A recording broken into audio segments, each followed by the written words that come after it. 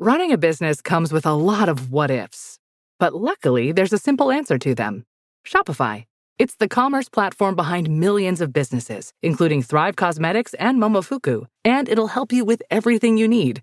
From website design and marketing to boosting sales and expanding operations, Shopify can get the job done and make your dream a reality. Turn those what-ifs into... Sign up for your $1 per month trial at shopify.com/special offer. This is Let the Record Show, using common sense. Now, here are your hosts, Judge Richard Weinberg and Chairman Jesse Garcia. This is the Let the Record Show. And I'm Judge Richard Weinberg. With me is my good friend, esteemed colleague, Jesse Garcia. Jesse's the vice chair of the state Republican Party here in New York, as well as the Suffolk County chair. Jesse, good to have you back on the show.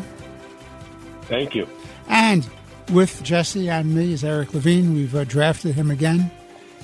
Great lawyer, political commentator, and essayist. And welcome back to the show, good to be Eric. Here. Good to be here. Thank you. I just want to take note before we go through some of the topics about the death at 100 years of age of Henry Kissinger, the former National Security Advisor to presidents, as well as the Secretary of State. In my view, we don't get people like that anymore. His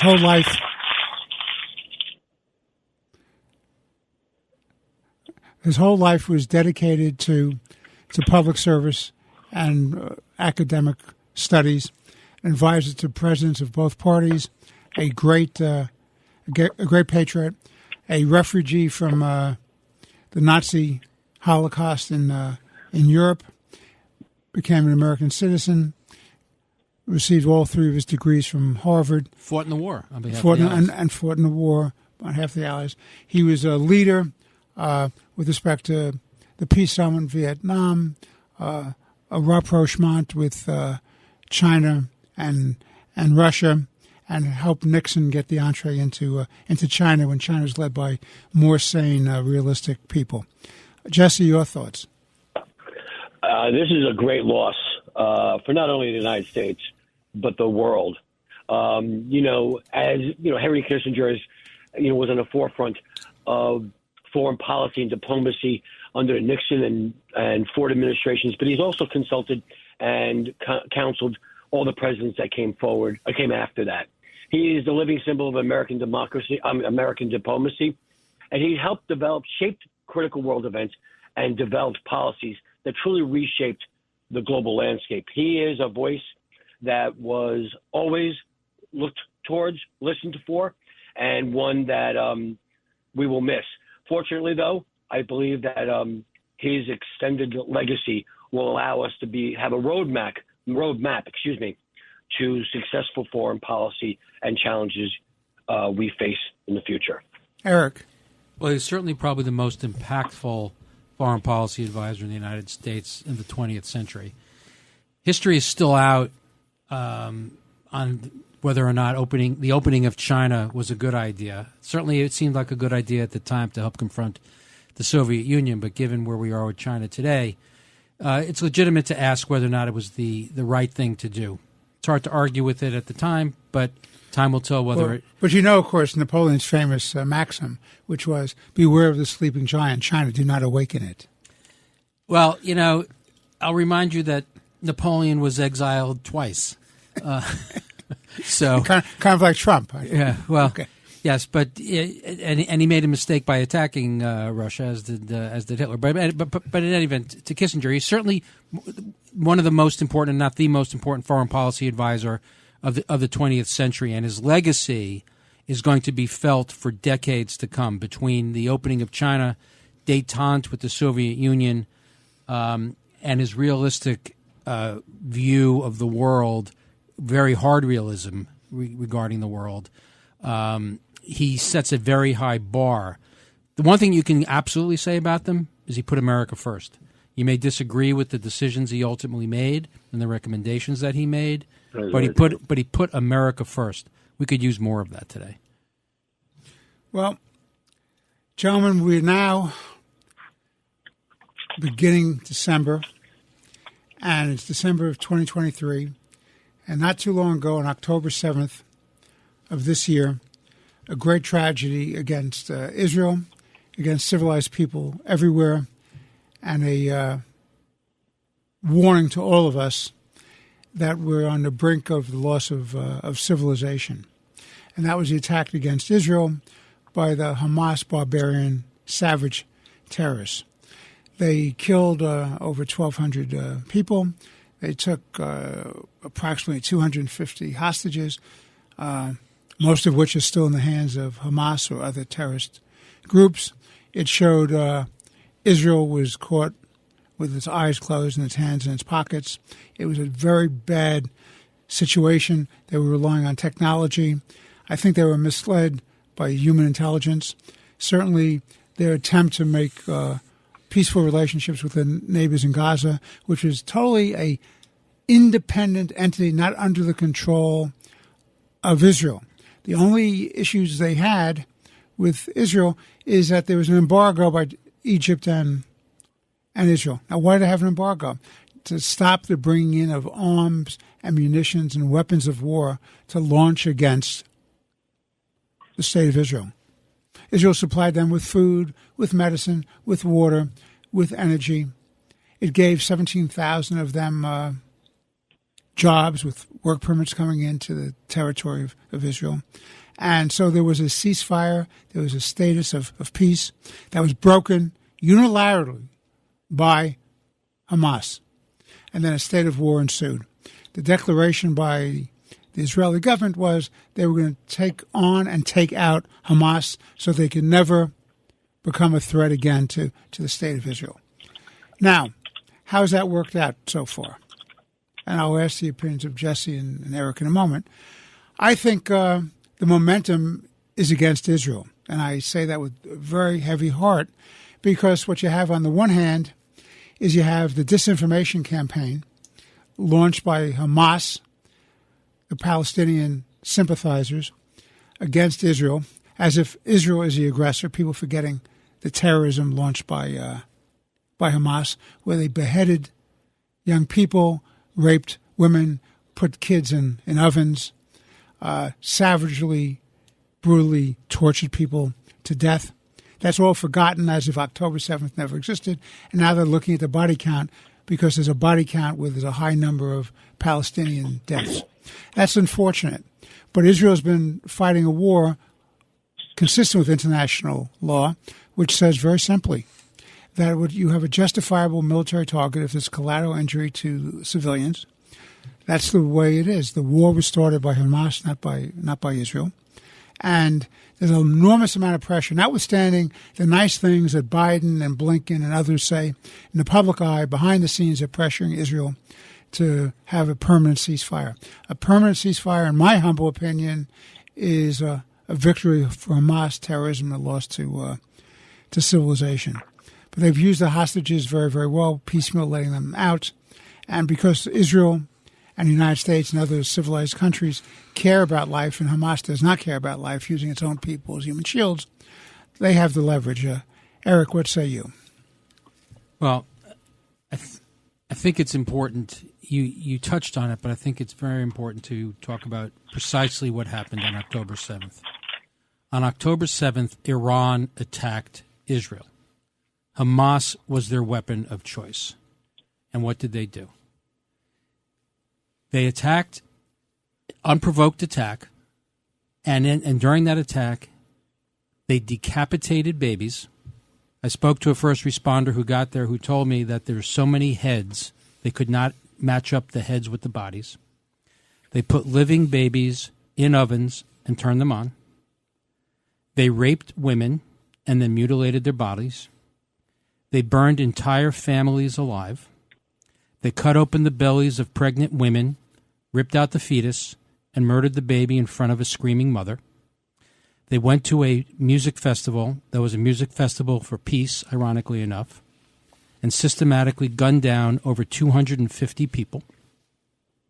And then they kidnapped babies as young as 9 months old and grandparents as old as in their 80s and brought them back to Gaza, kept them in tunnels, in the dark, not allowing them to speak, not feeding them, not giving them medication, and then used them as leverage, and in some cases actually gave the 9-month-old baby and her 4-year-old and his 4-year-old brother to Islamic Jihad as if they were chattel, and then used them as leverage.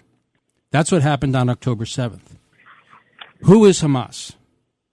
Aside from being an Iran-backed, Iran-trained, Iran-funded, and Iran-armed terrorist group, they are Nazis. And I don't mean that metaphorically. I mean that literally. Their roots ideological roots are with the Muslim Brotherhood. Who is the Muslim Brotherhood? It was founded in the 1920s in Egypt, and their ideology was National Socialism, the Nazis. That's what National Socialism is. And then you have the overlay of Sharia law. These are some really bad people. Now, I've spoken to military people who have fought ISIS, and they have seen what in Syria and have seen what ISIS has done. And then they saw the videos that Hamas took while they were engaged in this savagery. And to a person, they all said this was worse than anything they had seen with Hamas. Now, keep in mind, the Nazis with ISIS. With ISIS. Now, keep in mind, the Nazis hid what they were doing from the world. Hamas was bragging about what they were doing to the world. So that's what happened on October 7th. What was going on October 6th? There were no Jews in Gaza. Ariel Sharon pulled all Israelis and all Jews out of Gaza in 2005. No Jews, no Israelis have been in Gaza since 2005. So this idea of fighting the occupation is a lie. Israel is now engaged in a war of self-defense, but this was not just an attack against Israel. This was an attack against Western civilization. Israel is fighting our war. There is a 3-front war currently going on in the world, and that's one is in Israel, one is in Ukraine, and one will soon be in Taiwan. But Israel is where all the focus is right now. Israel is now fighting for its national existence. There are 2 outcomes, only 2. One is Hamas survives, and the other is Hamas is eviscerated. If Hamas survives, it means Hamas has won and Israel has lost. And what does that mean? It means that Israelis will no longer live on their northern border with Lebanon, where Hezbollah is, for fear that it will happen there. Israelis will no longer live on the border of Gaza inside Israel, because they're concerned that it will happen again there. Foreign investment, which is at the heart of the Israeli economy, which makes it the startup nation, will stop. It will make it the wind-down nation. And Saudi Arabia, which is watching very, very carefully, will no longer want to join the Abraham Accords. They are watching to see who wins. They will then make an accommodation with Iran. The question will be, will Bahrain and the United Arab Emirates remain in the Abraham Accords, or will they also look to make an accommodation with Iran? And if Israel fails, it will be because, in large part, America is not giving it the support that it needs. There are reports today that Secretary of State Antony Blinken is having shouting matches with some of the most senior members of the Israeli war cabinet, telling the Israelis, it's okay to go to war, but you just can't kill any civilians, and it can't last more than a couple of weeks. The micromanagement of the war makes it impossible for the Israelis to win within the constraints that the United States puts on it. We must remember, Hamas puts its military, its rockets, its headquarters inside hospitals, schools, mosques, apartment buildings. They have an entire city underground in tunnels where the Israelis have to get to. By putting the military targets in civilian populations, Hamas makes them legitimate military targets. To be putting pressure on Israel is obscene. The pressure must be put on Hamas. I see riots and protests in the streets saying Palestinians are not Hamas. Well, then the Palestinians should be saying, and people who support Palestinians and want freedom for the Palestinians should be saying, you know what, Hamas? Surrender. Give back all the hostages. Lay down your arms. Then the war ends. because then there'll be a huge infusion of cash. There'll be a rebuilding. Israel will help. But that's not what we're hearing.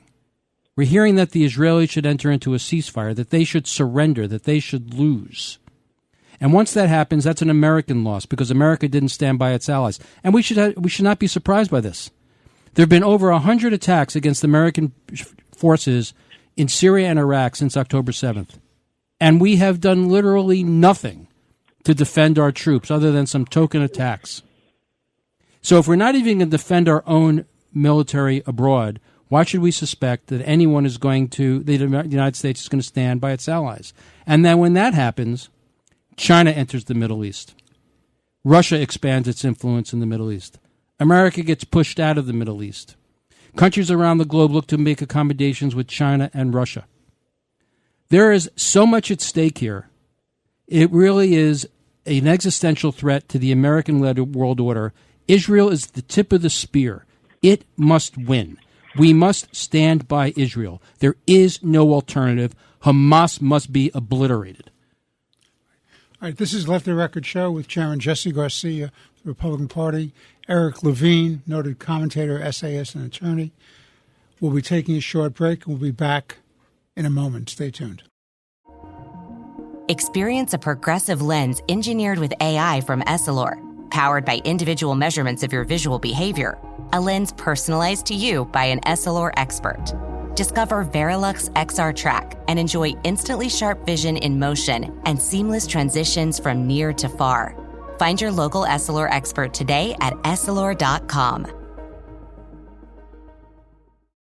Nurses, are you tired of spending weeks or even months finding the perfect job that matches your specialty with your ideal shift and salary? LinkedIn has improved your job search experience. Search by specialty, the shift you want to work, and the salary you want to make. Go to linkedin.com/nurses and begin searching today. That's linkedin.com/nurses. Note, side effects may include less time finding the perfect job, working a shift that you love with a salary that can take you to St. Thomas, Jamaica, and continuous smiling because of how simple this process was.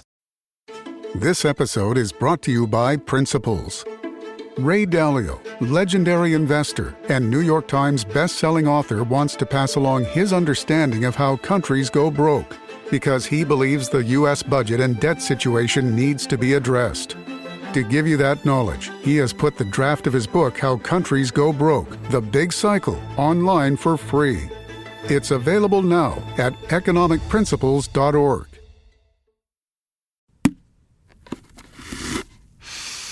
Clorox Sentiva smells like grapefruit. Cleans like Clorox. And feels like...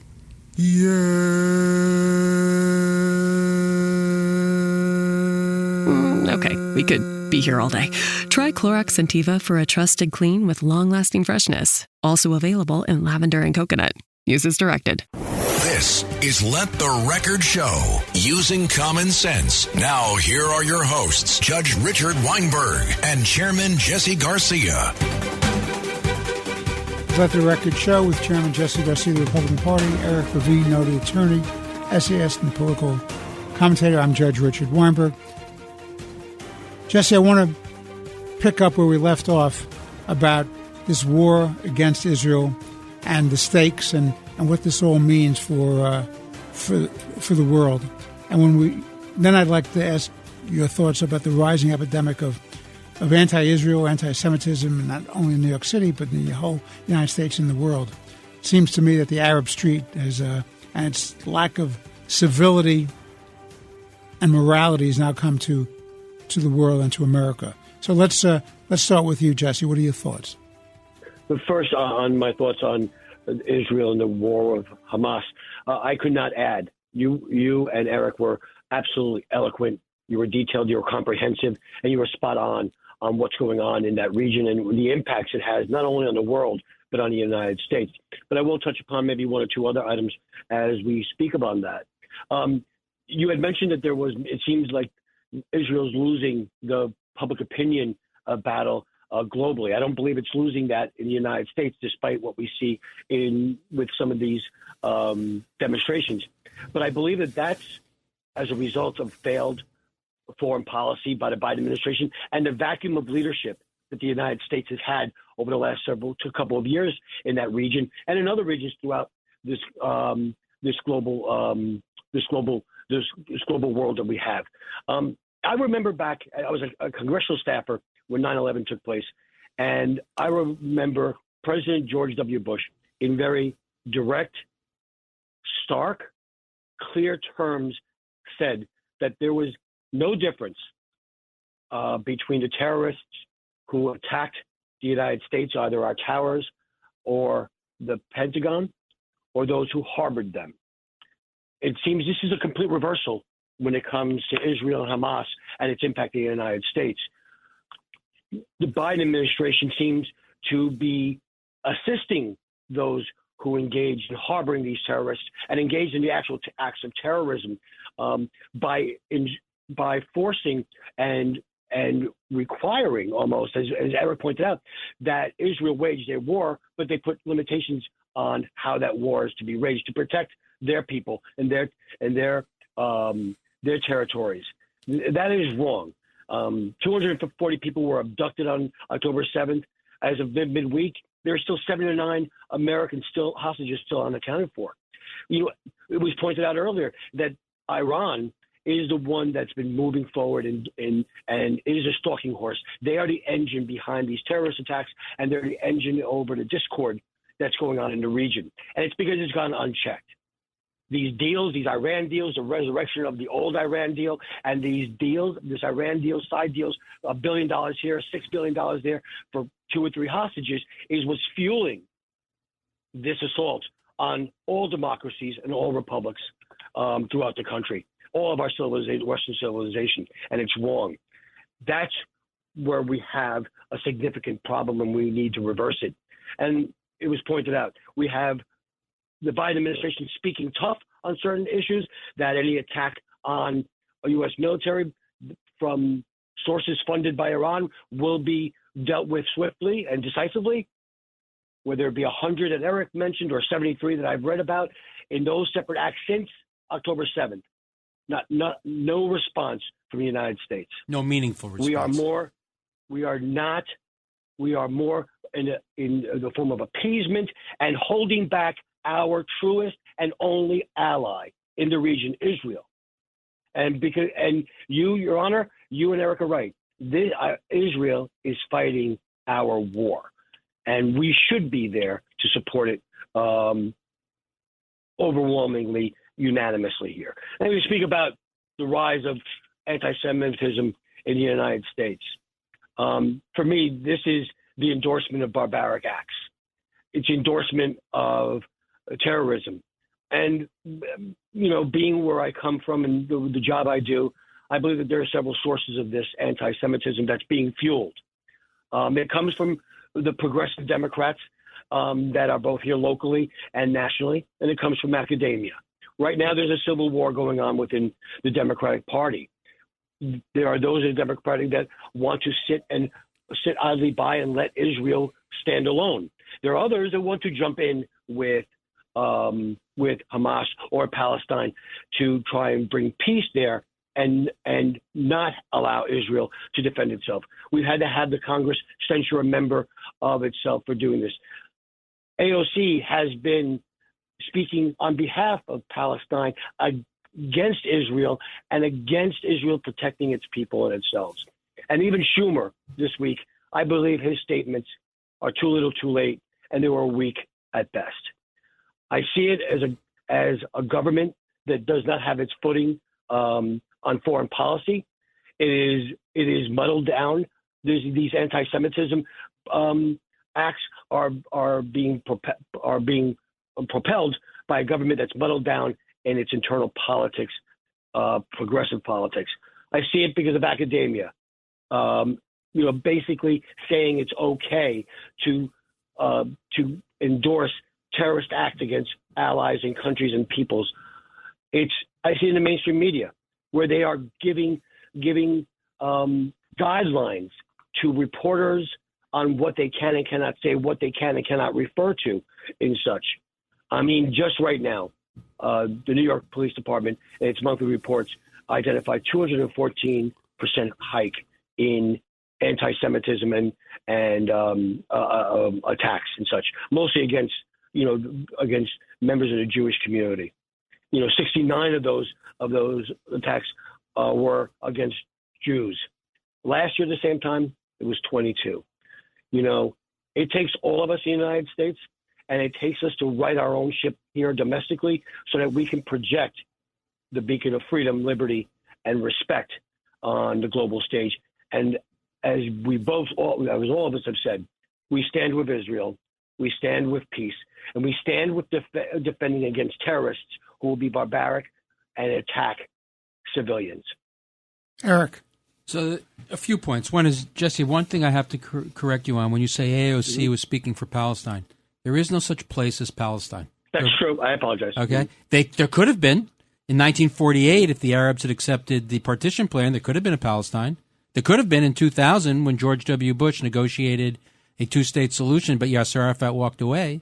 There could have been in 2005 when Ariel Sharon pulled all the Israelis out of Gaza and basically gave Gaza to the Palestinians, but they turned it into a terrorism hellhole. It could have been in 2008 when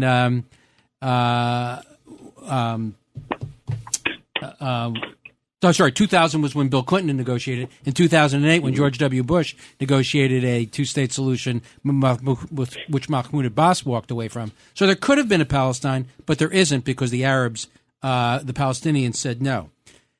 Richard, to your point about the Arab street, there's no such thing as the Arab street. It's a trope that the left likes to parade out there because we have to worry about what other people are going to think. Saudi Arabia, Bahrain, UAE, Oman, Jordan, Egypt, Sudan, Morocco, they are all rooting for the Israelis. Those Arabs. Well, that's interesting because let me jump in and say this. When I say the Arab street, I know that the governments want that. That's in their interest to root out the terrorism. Yeah. The Arab streets is when I use that term of art, I use it. It's the wild mobs who are ginned up. Yeah, that's how I use it. When Go ahead. We were told that when Donald Trump was going to move the Israeli embassy to Jerusalem, the Arab street would go crazy. Nothing. We were told when Donald Trump recognized Israeli sovereignty over the Golan Heights, the Arab streets would go crazy. Nothing. We were told when Donald Trump killed Qasem Soleimani, the Arab street would go crazy. Nothing. Wait a minute. And what happened with the lighting of the Christmas tree at Rockefeller Center, where you had all these people trying to disrupt that? Isn't that the Arab street? That is not the Arab street. What is that? That is anti-Semitism. Plain and simple. That is social justice, diversity, equity, and inclusion, which teaches our children to know nothing. Because what they basically say is you don't have to learn the difference between right and wrong or good and evil. All you have to know is if someone is white or if someone is a person of color, if someone is a victim or if someone is an oppressor. So Jews are considered white. Israel is white, therefore it's an oppressor. Palestinians are people of color, therefore they are oppressed, and therefore they're entitled to do whatever they want by any means necessary, including from river to the sea, including.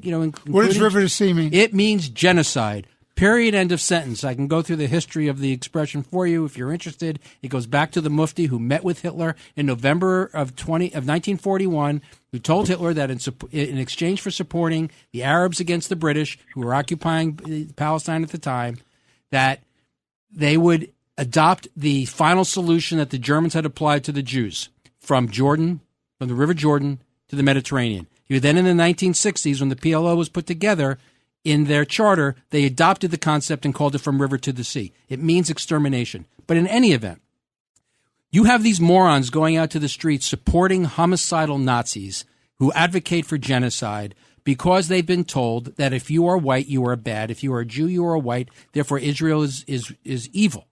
Now, the interesting thing is Israel is a majority country. Most Jews in Israel can trace their roots to Africa and the Middle East more than they can trace them to Europe. So the whole thing is crazy. Israel's a genocidal state. Well, that's nutty because in 1948, there were 1.4 million Palestinians. Today, there are over 10 million Palestinians. That's kind of genocide in reverse. I think genocide is when more people die than expand by five and six times. Israel's an apartheid state. This is the garbage that they're taught in the social justice movement. Apartheid is a legal system that denies a particular group of people any right to own land, participate in the political process, or have any voice or any human or civil rights. Israel is a Western liberal democracy. Arabs sit on are judges. The last government before the one that Netanyahu has formed had Palestinian Arabs as part of the government. So this notion that it's an apartheid state is a lie. But who is an apartheid state? Gaza. The Hamas. They want to exterminate all Jews. The Palestinian Authority. Mahmoud Abbas had made very clear, if and when there is ever a two-party state or a Palestinian state, Jews will not be allowed to live there. There's your apartheid state. So what we really need to get away from, what we really need to start focusing on, is our educational system.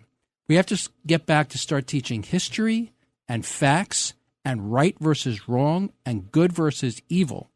And Hamas is a Nazi movement.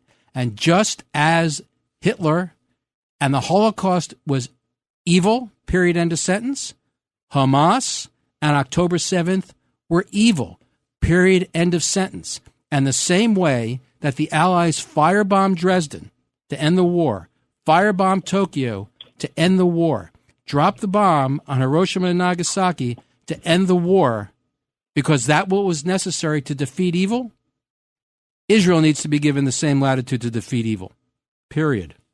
Whoa, Jesse. I'm trying to catch my breath.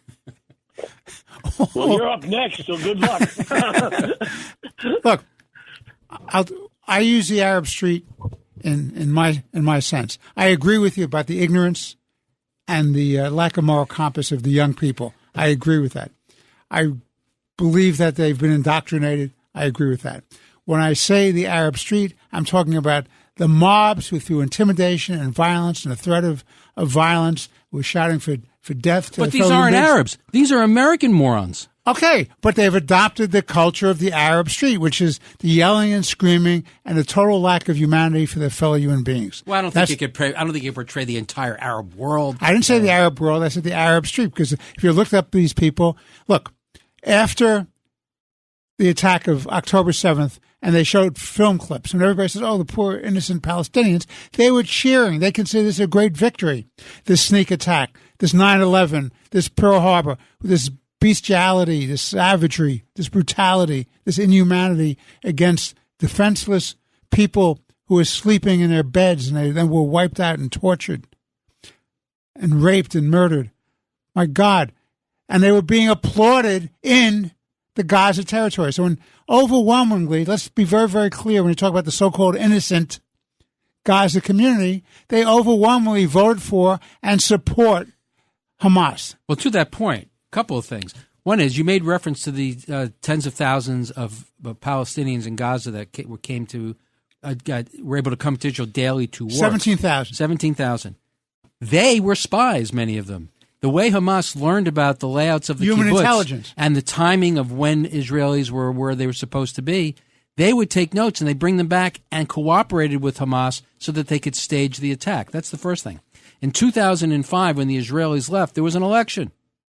And Abbas won in the West Bank, and he became president of the Palestinian Authority.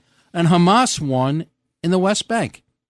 In Gaza. And what's the first thing they did? They then took all the Palestinian Authority people that ran against them, brought them to the top of every building, and threw them off the roof and killed them. So Hamas now controls Gaza. Mahmoud Abbas is now in the 18th year of his 4-year term, which started in 2005, and he won't hold another election. Why? Because he knows as if he has another election, Hamas will win. So for the people to be saying the Palestinians are not Hamas, it's an open question whether or not that's true. But I will say this, they have the opportunity to make the point. Palestinians in Gaza and in the West Bank should be chanting, Hamas, lay down your arms, surrender, return the hostages, and stop the war. Because if Hamas does that, Gaza will be rebuilt overnight. If the Israelis were to ever lay down their arms, there'd be 9 million dead Israelis. That's all you need to know. All right. We're going to take a break. I'm going to try to catch my breath. Jesse, you're going to be leading off, so you better rev up on this break. This is Left the Record Show with Chairman Jesse Garcia of the Republican Party. Eric Levine, who takes my breath away. Noted commentator, essayist, and attorney. I'm Judge Richard Weinberg. I don't feel strongly about this. No, I noticed that. Jesse, have you noticed how mellow Eric is on this? I really wish he would come up with a defined position. That's right. Yeah, what do you really think, Eric? All right, we'll be back in a moment with Let the Record Show. Stay tuned. Talk Radio 77 WABC. This episode is brought to you by Amazon Business. How can you free up your team from time-consuming office tasks? Amazon Business empowers leaders to not only streamline purchasing, but better support their teams so they can focus on strategy and growth. Free up your teams and focus on your future. Learn more about the technology, insights, and support available at amazonbusiness.com. This episode is brought to you by Factor. Optimize your nutrition this year with Factor, America's #1 ready-to-eat meal service. Factor's fresh, never frozen meals are dietitian approved, ready to eat in just 2 minutes. Choose from 40 weekly options across 8 dietary preferences like Calorie Smart, Protein Plus, and Keto. Eat smarter at factormeals.com/listen50 and use code listen50 for 50% off plus free shipping on your first box. Factormeals.com/listen50, code listen50. T's and C's apply. This episode is brought to you by Hulu, presenting Paradise. Paradise is Hulu's critically acclaimed addictive drama series, starring Sterling K. Brown, Julianne Nicholson, and James Marsden. The Daily Beast calls Paradise your next TV obsession, and the New York Times says it's exhilarating in all the right ways. Paradise is for your Emmy consideration in all categories, including Outstanding Drama Series. For more information, visit fyc.hulu.com. Home means something different to everyone. But with Rocket Mortgage, home can mean even more. It can mean a college education, taming your high-interest debt, even a renovation. We've made it easier than ever to use your home equity. That home you worked so hard for, now it can work hard for you. Call 800-4ROCKET or visit rocket.com to find out more. Rocket Mortgage, LLC, licensed in all 50 states, NMLSconsumeraccess.org, number 3030. This is Let the Record Show, using common sense. Now, here are your hosts, Judge Richard Weinberg and Chairman Jesse Garcia. We're back on Let the Record Show with Chairman Jesse Garcia of the Republican Party. I'm Judge Richard Weinberg, and with us, having taken our breath away, is Eric Levine, noted attorney, commentator, and essayist. Jesse, switching gears, let me frame the following proposition to you. Biden versus Trump, which to me is taking on an air of inevitability. I don't want this air of inevitability. I don't support it. I think the American people deserve a better choice than either Biden or Trump. But in a binary race between Trump and Biden, in my humble opinion, even though I'm the House Democrat, there is no choice. You have to vote for Trump because Biden has been a colossal failure on economics, foreign policy, national security, the border, bringing our country together. I think he's a failed president. And I think if he keeps Harris on the ticket, who is nothing but a token for identity politics and is a total, absolute lightweight, and God help us if she became president of the United States, we would have real problems. And Trump, who is actually a very good president on all the issues of the economy, national security, foreign policy, the border. People were afraid of us, and that's a good thing.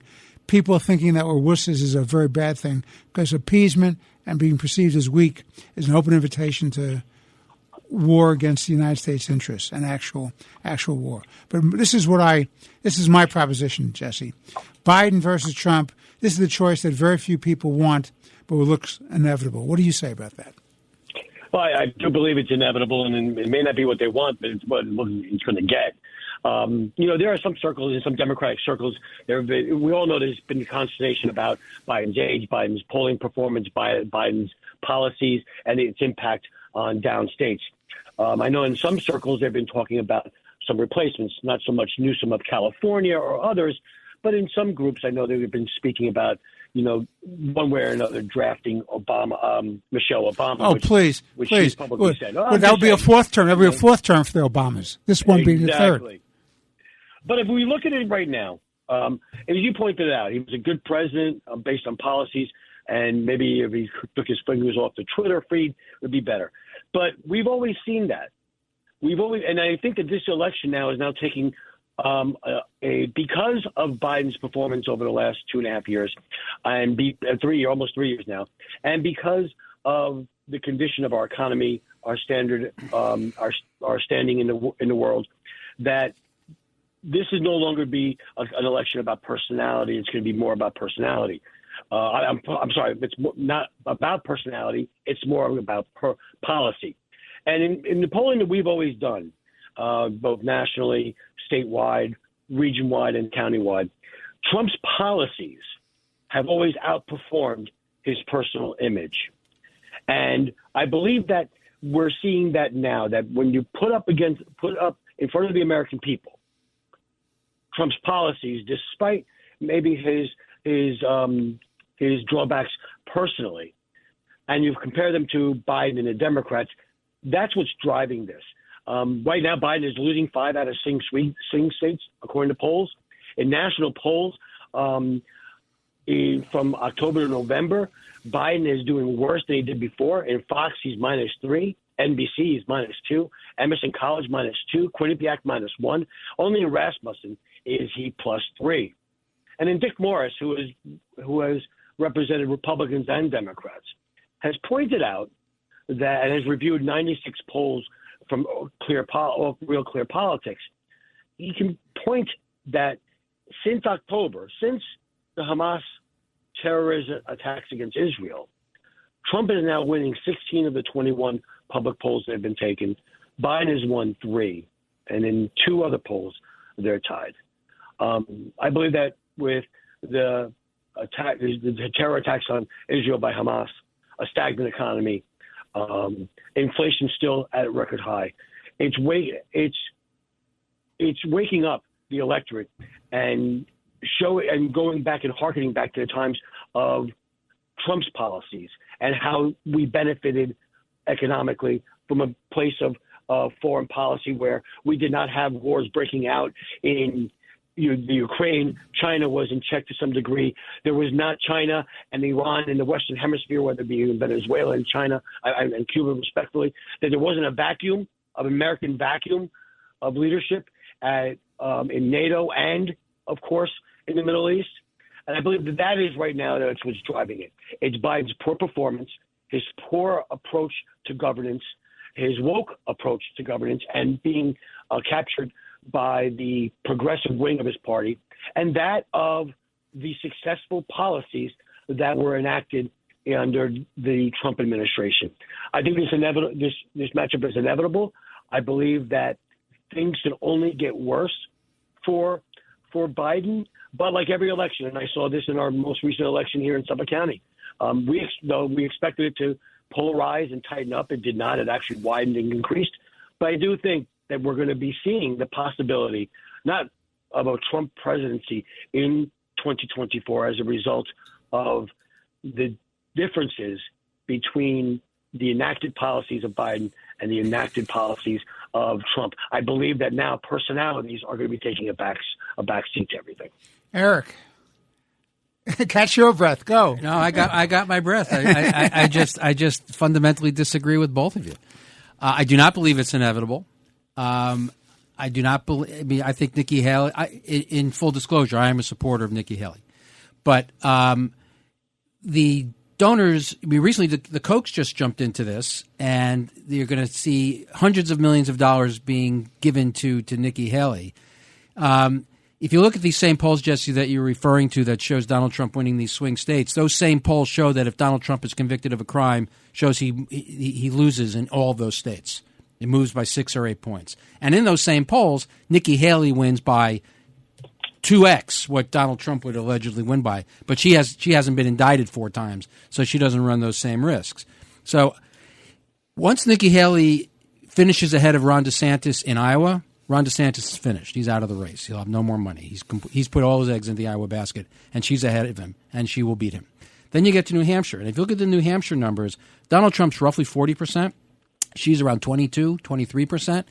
Chris Christie hopefully will live by his creed that the whole idea is to stop Donald Trump. He should get out of the race and endorse Nikki Haley. He has around 11 or 12 points. So you have all his votes go to Nikki Haley. So those 11, 12 plus her 22, 23, as she is rising. I mean, she has the wind at her back. Donors believe she can win, and the aura of invincibility around Trump is going to fade. It now becomes a horse race in New Hampshire. And as soon as it becomes a horse race and people become convinced that Donald Trump can be beaten, all of a sudden, Donald Trump, the inevitable, goes away. And it becomes a real horse race, and she can win. The other is that if Donald Trump is the nominee, regardless of what these polls are showing now, Joe Biden will win. We keep hearing that, they're with us on all the issues, the border, foreign policy, inflation, the economy, education. They're with us on all these issues, but we keep losing. Why? Because we're all painted as MAGA Republicans, because MAGA equals Trump, Trump equals loser.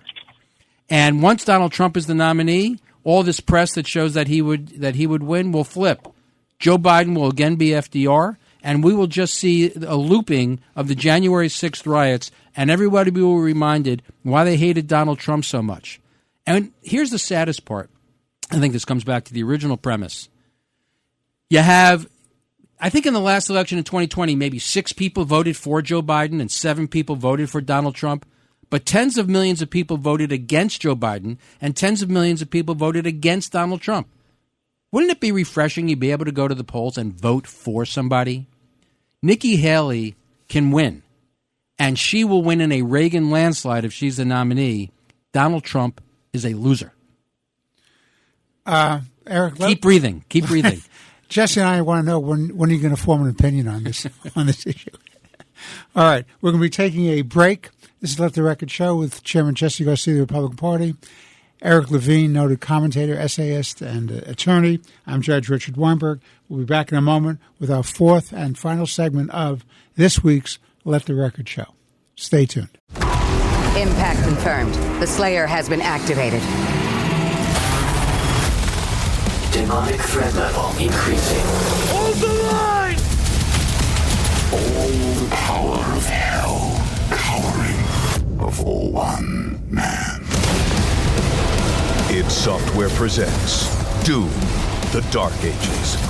Available now on Xbox Series X and S, PlayStation 5, and PC. Rated M for mature. Are we still on the trail? Is this pack getting heavier? More switchbacks? Why am I doing this? At REI Co-op, we believe there are places within ourselves. Just a little further. You got this. That we find only outside. Wow. Look at the stars. This is incredible. We have the gear, inspiration, and advice to help you get there. REI Co-op. Visit rei.com. I already love same-day delivery with Shipt, but it's so much better since I signed up for Target's Circle 360.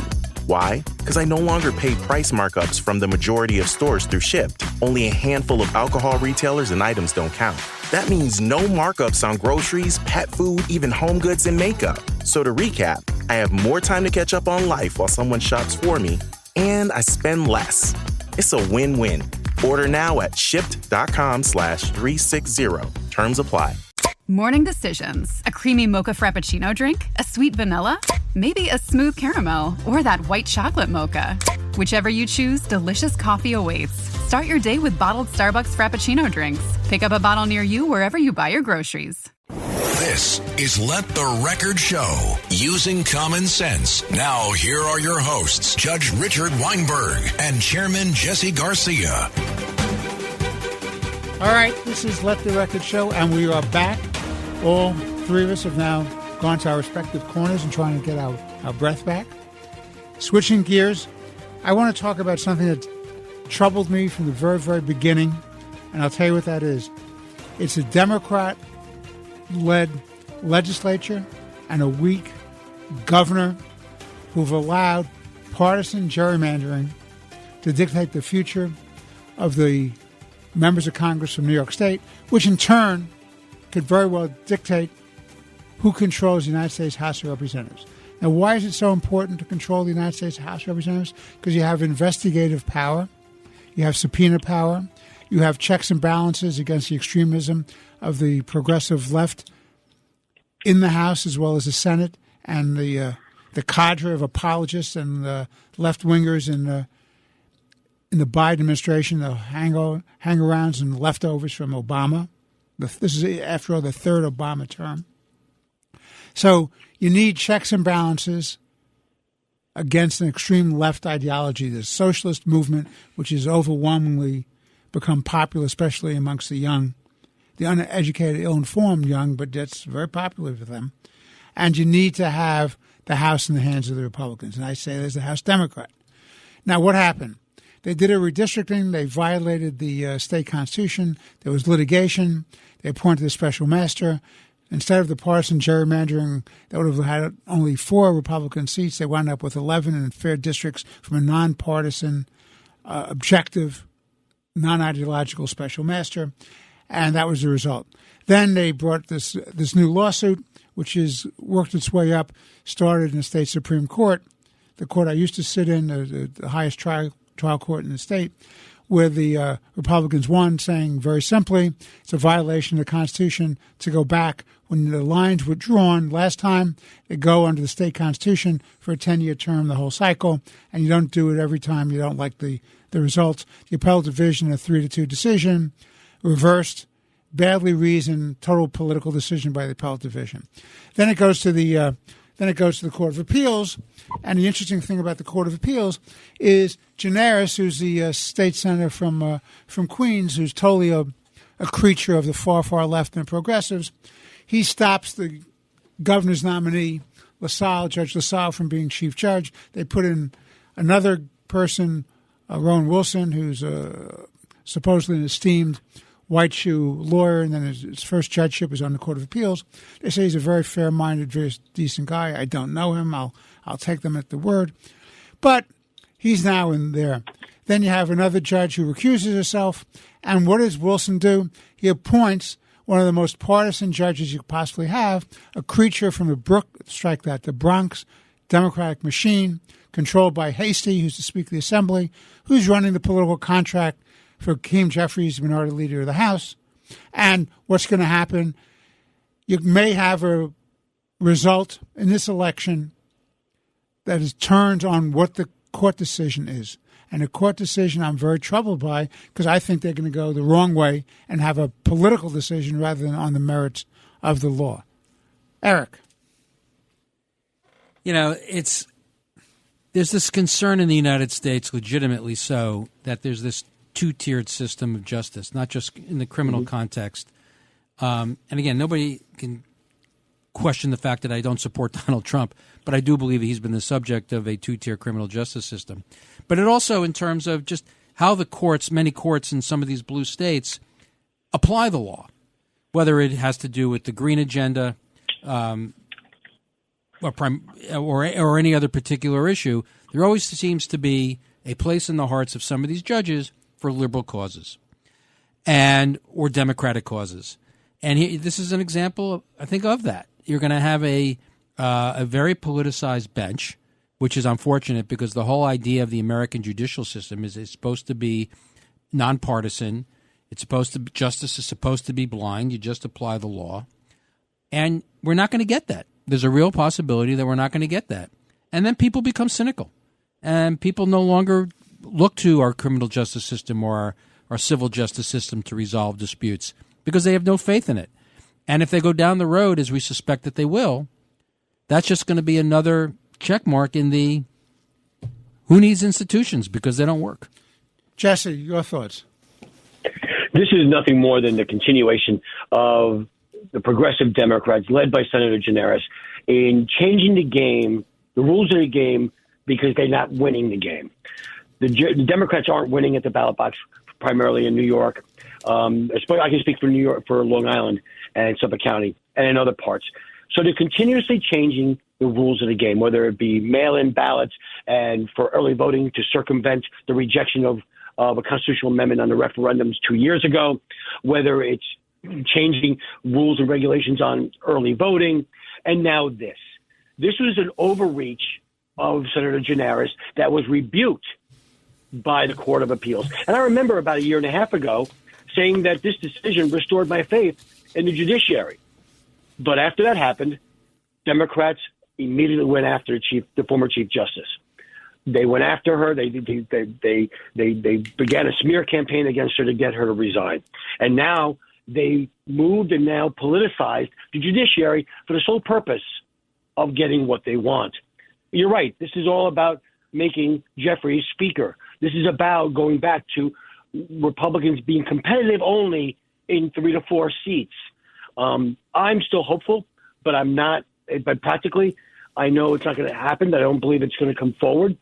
But I will speak to, and I'm going to pronounce her name wrong, but Misha Teichman, who was arguing in the courts for the current maps, said that this is a recipe for another festival of gerrymandering if the Court of Appeals moves forward and overturns these maps.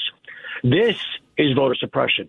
This is everything that they have blamed Republicans, MAGA Republicans, Donald Trump, anybody that has ever questioned or thought about or asked for a recount in an election that the Democrats vilified. This is what they're doing, and they're getting away with it because no one is standing up to them. I am surprised that even they're moving forward with this, despite the fact that publications, daily publications and others from all from the entire political spectrum have said, let these maps stay. Yet it does not matter. This is about power. This is about influence. This is about winning for the Democrats. They couldn't win through gerrymandering. They couldn't win in the courts. So they changed the rules. They changed the players. They changed the game so it benefits them and really sticks it to the voters of New York. And I have to tell you something. As a lawyer and a former judge, I'm absolutely saddened by the fact that one of the great courts in the United States history, the New York Court of Appeals, which was the leading state court, the leading authority. People for years were more impressed by the decisions coming out of the New York Court of Appeals, and you had giants on that bench, New York Court of Appeals, than even the Supreme Court of the United States. When Cardozo left the position of chief judge of the New York Court of Appeals to go on the Supreme Court, people said to him, why are you doing this? You're on a much better court. And they were right. And it was argued both at the bench, at the Court of Appeals, as well as, as you've correctly pointed out, in the newspapers and other commentators. It's been argued that there's a lot at stake here, and Eric just eloquently pointed out, what's at stake is the reputation of the New York Court of Appeals. And I believe that Wilson, by appointing Renwick who's a presiding justice appellate division in Manhattan, when they put her on as the seventh vote, when they did that, they were tilting in a political direction. He could have gone anywhere else to pick a judge to sit on that. She comes out of the Bronx organization. That's hasty. That's the Bronx Democrats. They're all linked together. She should not be sitting on this case. If anyone cares about the reputation of this court and doing the right thing, they should vote to sustain the previous maps created by the independent, nonpartisan special master. Well, gentlemen, I want to thank both of you. Eric Levine, learned commentator, essayist, and attorney. I promise to have an opinion next time. And please, Jesse, we have to bring him back. Maybe we'll have an opinion next time. Jesse Garcia, my good friend, esteemed colleague. And I'm Judge Richard Weinberg. I hope you've enjoyed this quiet, laid-back conversation today. This is Let the Record Show. Thank you for listening.